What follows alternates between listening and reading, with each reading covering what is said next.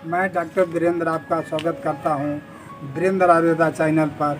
मैं आपको आज खांसी का एक जोग अच्छा बतला रहा हूं और खांसी में यह जोग बहुत फ़ायदेमंद है। खांसी में आग का जो मूल है उसका छाल लेकर, यानी 40 ग्राम छाल लेना है।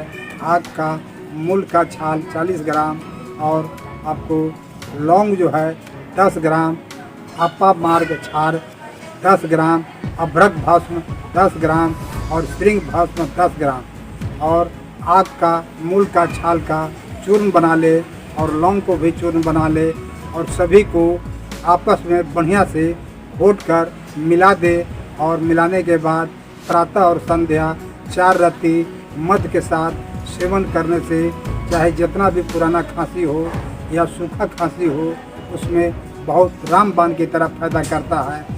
और यह औषधि आप स्वयं अपने से निर्माण कर सकते हैं और इसमें कोई आपको दिक्कत और कष्ट नहीं है। इस वीडियो देखने के लिए मैं आपको धन्यवाद देना चाहता हूं और वीडियो पर शेयर एवं कमेंट्स ज़रूर करें।